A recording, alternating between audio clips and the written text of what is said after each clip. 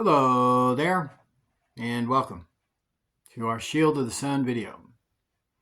In this video, what we're going to do is take lessons from what is noted as the Ten Commandments, where I'm going to actually talk about the Ten Commandments and the Sermon on the Mount. We're going to do a video series where we're going to discuss the fulfillment of the law. So we're going to discuss how Jesus' words, gave us that blueprint to understand how to follow the law. So let's look into it. I would like for you to go to Exodus. You're going to go to chapter 19. We're going to start there in verse 16.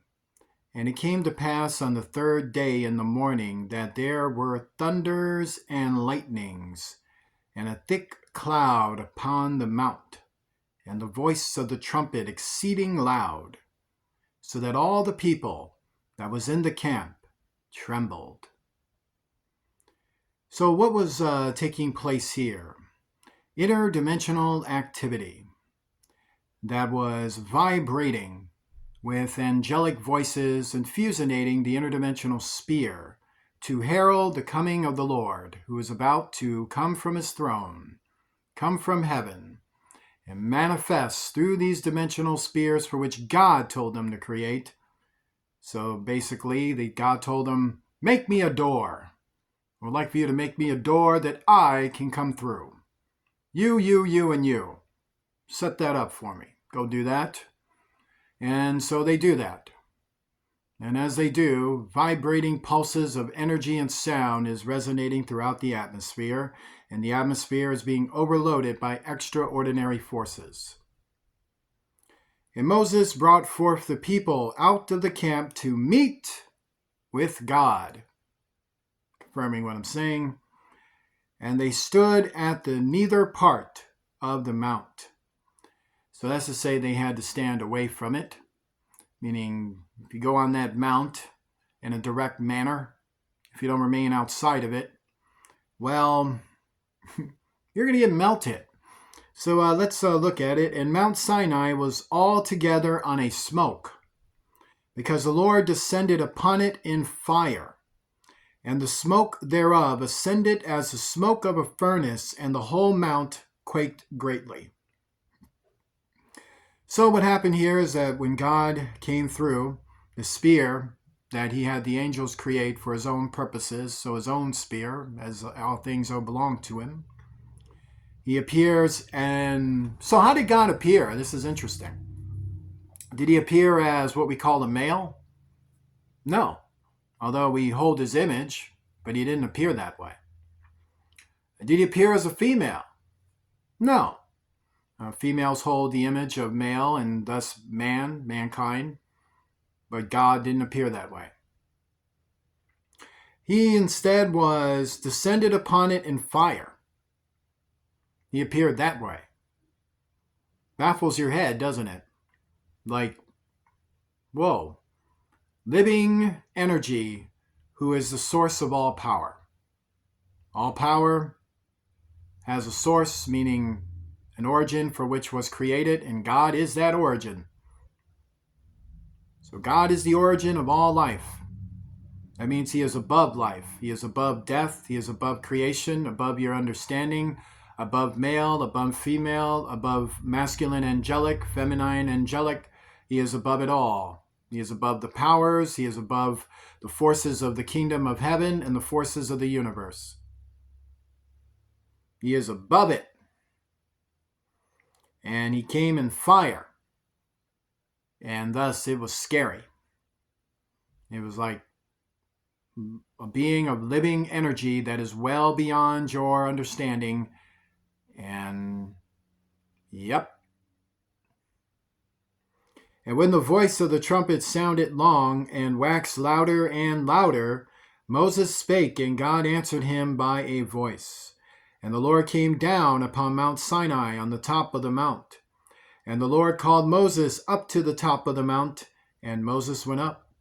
And the Lord said unto Moses, go down, charge the people, lest they break through, unto the Lord to gaze, and many of them perish.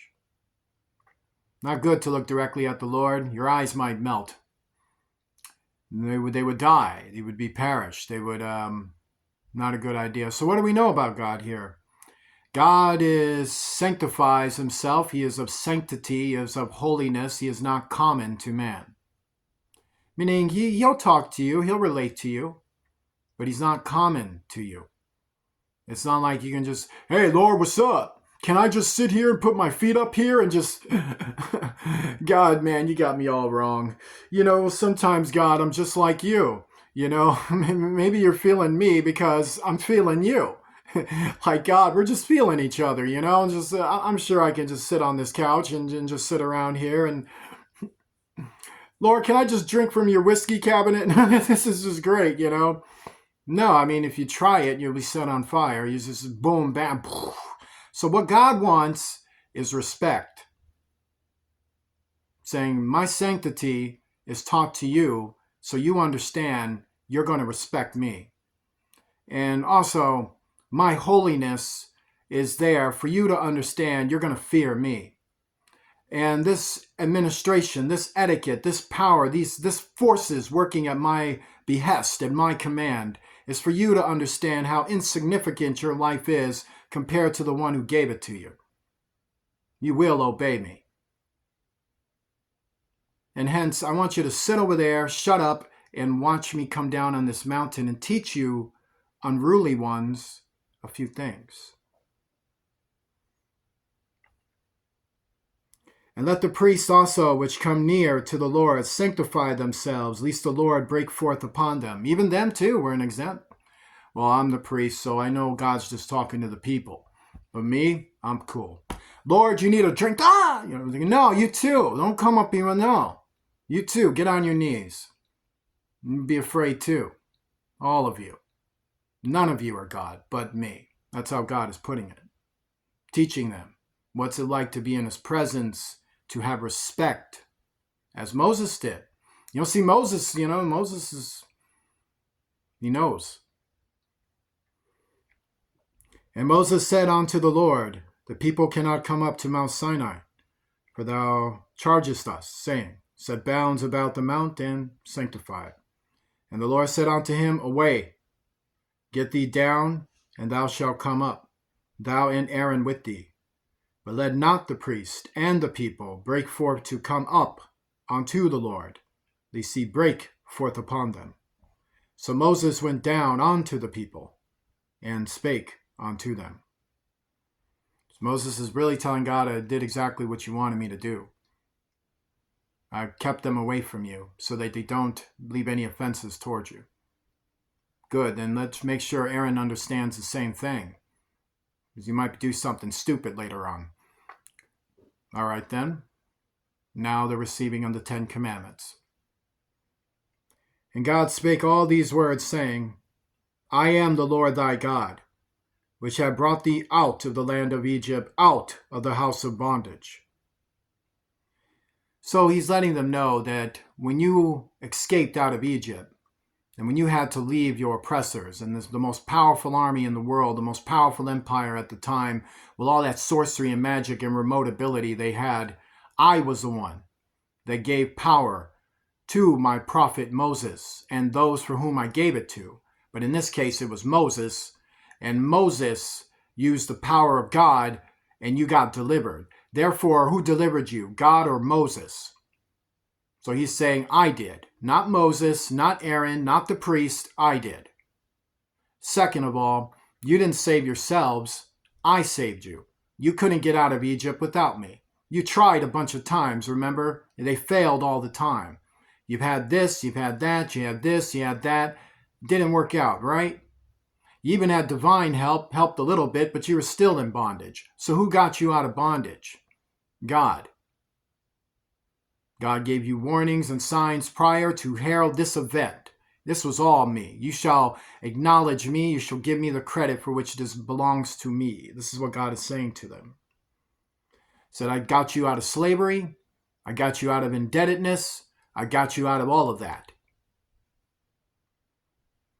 Thou shalt have no other gods before me. So he's telling them that the worship of the fallen angels, you Satanists, this is done. I know I got Satanists here. But I also know I got my own here.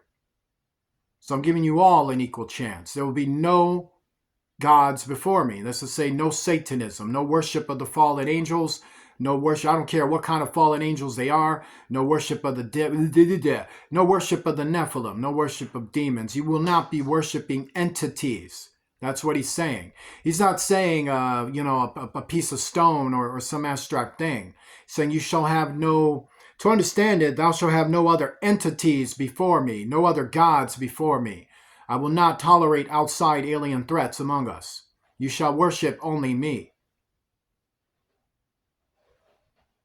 Thou shalt not make unto thee any graven image or any likeness of anything, that's to say real, that is in heaven above. So before the graven image comes, what comes first? The real thing comes first. So they see something real, apparition. They see a demonic entity, an inhuman entity, non-human, hostile, fallen angel, demon entity, pretending to be gods or goddesses. So they see them.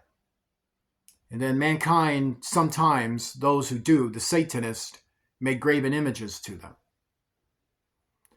So now he's saying, thou shalt not make unto thee any graven image. Really telling them, thou you shall not practice Satanism among us. Or any likeness of anything that is in heaven above. So now let's get back to it. Heaven above, is he talking about the kingdom of heaven? No, because that's already done. There was a war in heaven prior to the war that came here. So these fallen angels and demons, they were casted out of what is called the third heaven, sent to the lower realms to be manifested and concluded in various things pertaining to judgment as the ages come along. So since we know that, he's talking about space. He's talking about the universe. He is saying you're not alone in the universe. There are entities in the universe. So therefore, whatever you see in space, don't make graven images of it. Do not make graven images of these things in space, and don't make anything to worship them. Or that is in the earth beneath, or that is in the water under the earth. So to understand it, what did the first things talk about? Thou shalt have no other gods before me. So someone might say, well, Michael, maybe I draw an alien and put a poster, and the poster says this, this, and that. Or maybe I make a necklace or a bobblehead, or maybe I got a t-shirt, and I guess that's sinful. No, only you think that, because you're not understanding these words. So to understand it, he is saying don't worship these things. And in the form of worship, an image is made for persons to worship the image, to look into the image as more than what it just is. If it's just like, to understand, like say you make a shirt, right? And you make a shirt and you got nothing going, and maybe you see something in space, and you see something in space and you put it on the shirt and there it is. That's not what he's talking about.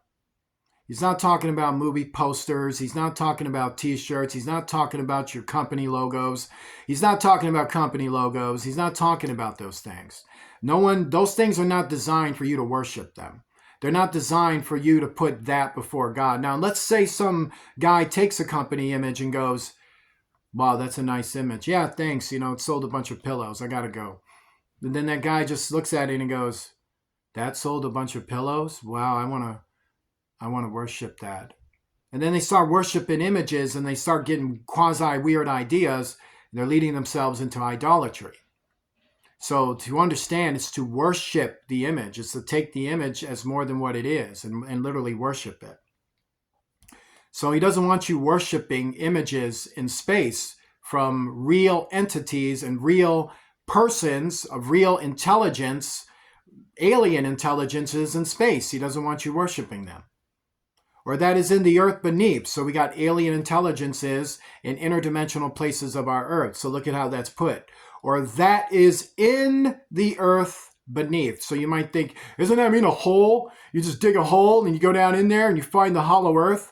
No, because it's an unseen principality. Therefore, it's an interdimensional unseen world. So I don't care how much you're going to dig. You can go ahead and dig and find the center of the universe if you like. You're not going to find this. This is unseen. It's near to you, but it has access ways through spiritual means and spiritual circuits of interdimensional connection. So he's talking about the spherical worlds underneath our planet, literally underneath our planet, like underneath the access points or what meets between space and our atmosphere of the second and first heaven, and that space in between, and that unseen world whose circuits swirl under and around our planet. He's saying that inside that area are alien forces, demonic alien forces, fallen angels and demons and such. Don't worship them.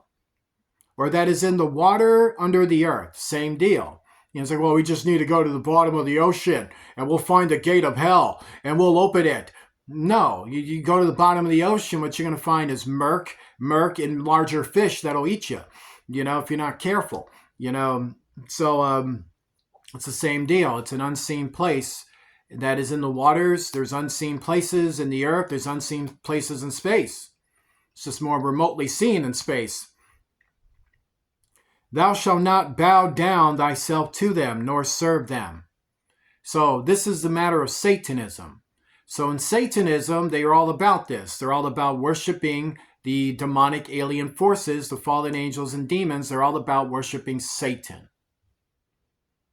So Satan, who's who we're talking about on this, are the Pacific alien forces God doesn't want you worshiping or dealing with or having anything to do with.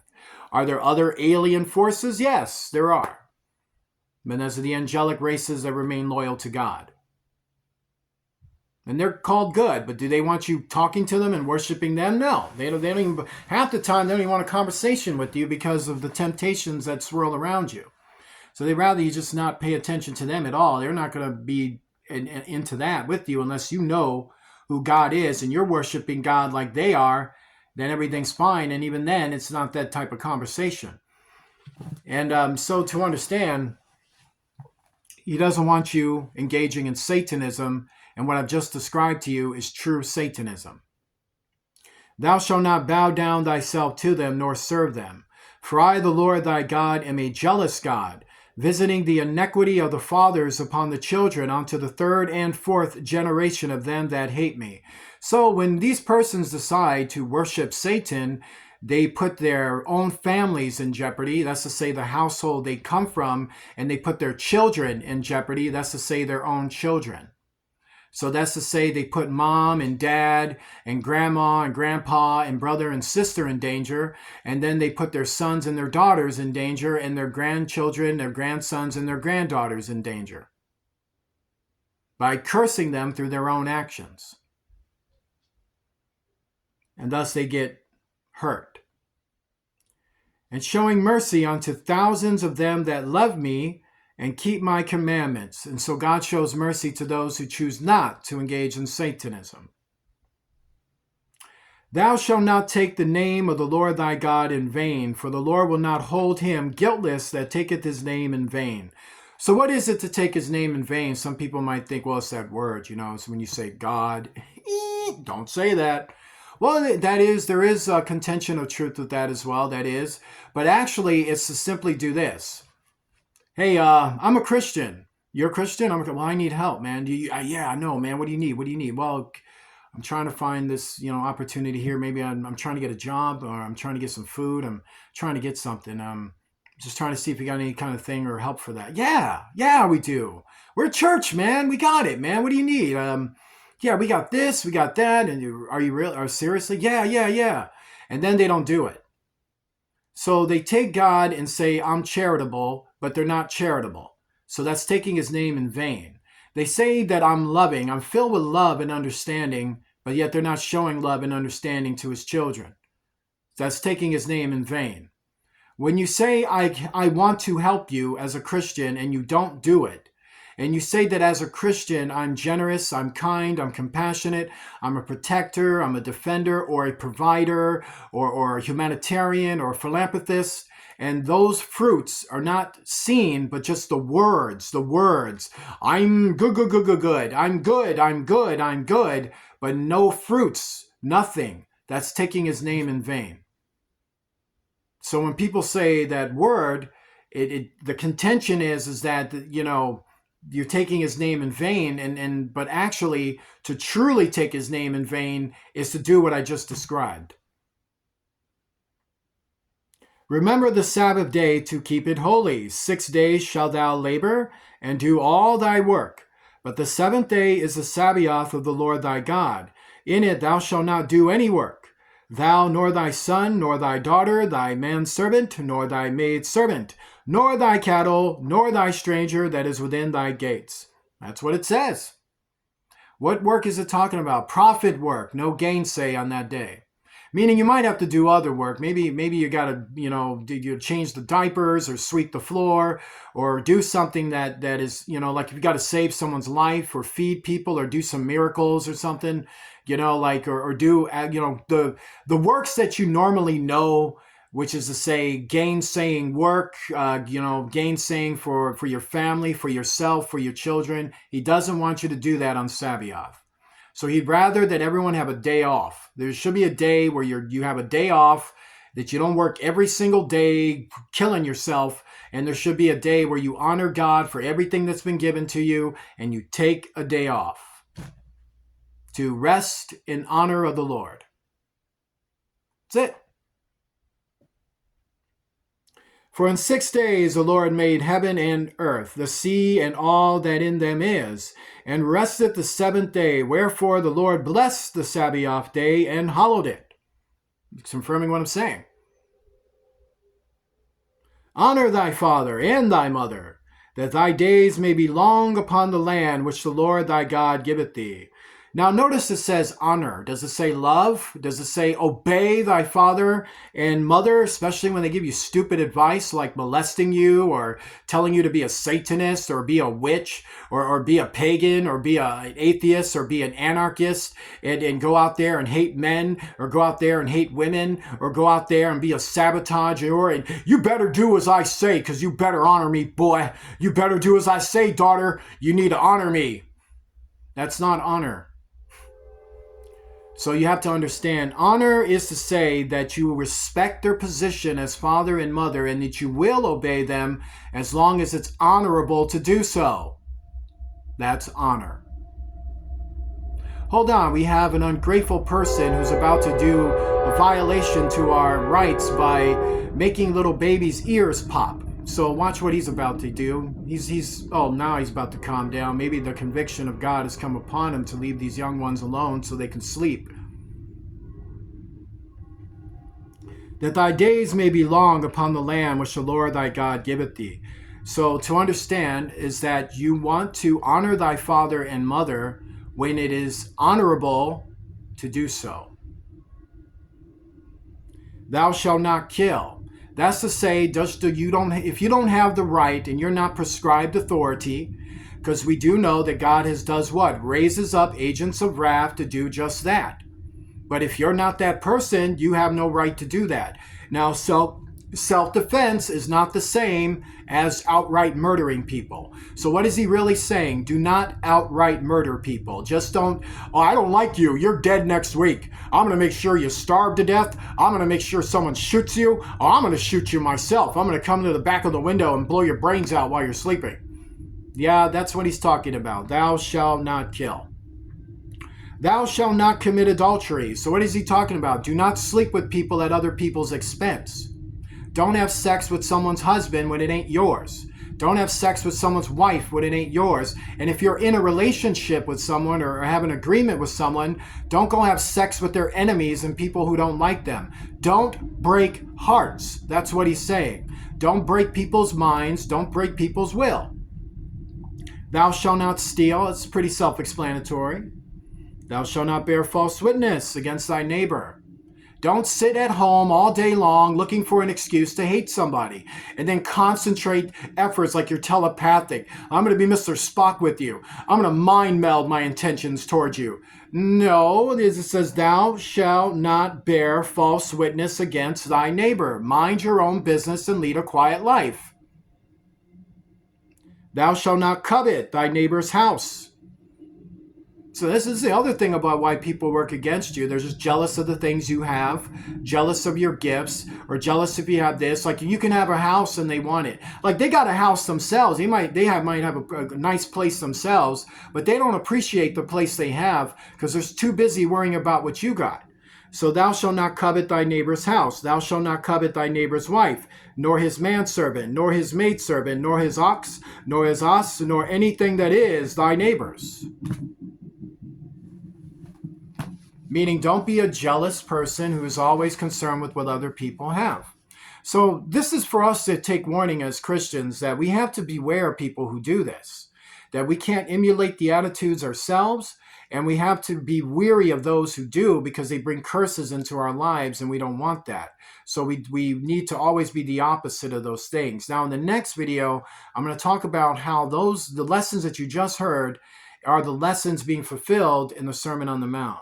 So join me in a prayer. Lord Jesus Christ, I pray, Lord, to forgive us of our evils and our sins and to cast down every wickedness against us in Jesus Christ's name, to you who knows our needs before one can even ask. In Jesus Christ's name, amen.